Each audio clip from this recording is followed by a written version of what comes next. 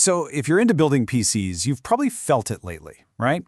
That little nagging feeling, like the crazy, exciting pace of new tech has kind of hit the brakes. That's what we're digging into today. We're going to look at why this hobby, which used to be all about massive leaps forward, is suddenly feeling a bit, well, stagnant. So what's the deal? Is building a PC boring now?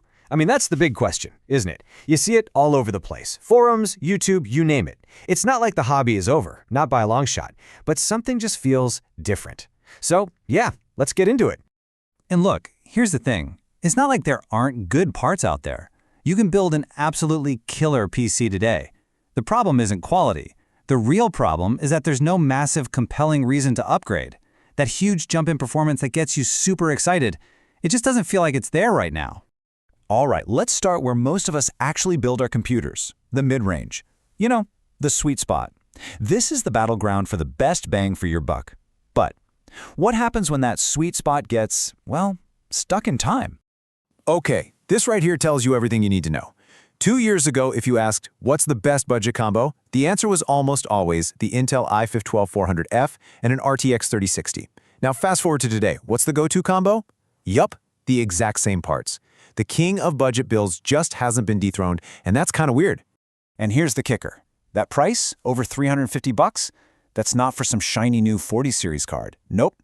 That's the price for a brand new, fresh out of the box RTX 3060, a GPU that's a whole generation old. It's wild. Its value is so good that it just sticks around as the best option for so many people. And this quote just nails it, right?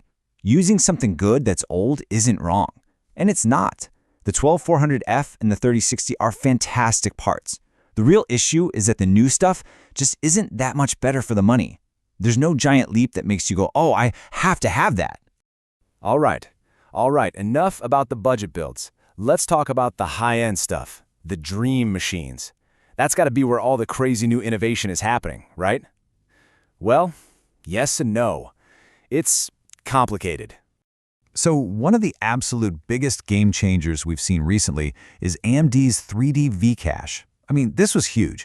They basically figured out how to stack a massive chunk of extra cache right on top of the processor.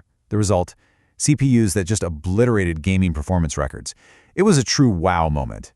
But, and you know where this is going, here's the catch. That amazing game-changing tech, it's been the top dog for like 2, maybe 3 years now. Don't get me wrong, a chip like the 7800X3D is still an absolute beast, but it's also a technology that's been at the top for a while. It kind of reinforces that feeling that we're just sitting on a plateau, you know, waiting for that next big leap. And, you know, this whole feeling of stagnation isn't just about the big, flashy components like your graphics card or your processor. It's trickling down to the basics, the absolute fundamentals, like your RAM.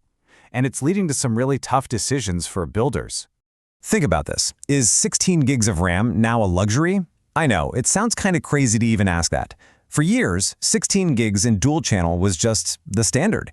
It was the baseline for any decent gaming PC. But with prices doing what they're doing, that baseline is starting to feel less like a given and more like an expensive add-on. So what happens? People do this. You see the price for a 16 gig kit and you go, oof, maybe not. So you grab a single 8 gig stick instead, telling yourself you'll just upgrade later. But later might never come. And the immediate result is that your brand new super fast PC is running in slow single channel mode right from day one. You're basically kneecapping your own performance just to make the budget work. Okay, so if we're not getting mind-blowing performance jumps, where is all the R&D money and marketing hype going? Well, it seems like the industry has pivoted hard to just making things look cool.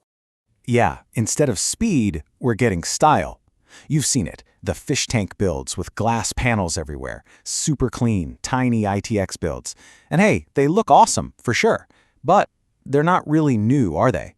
We're refining old ideas, not creating new ones.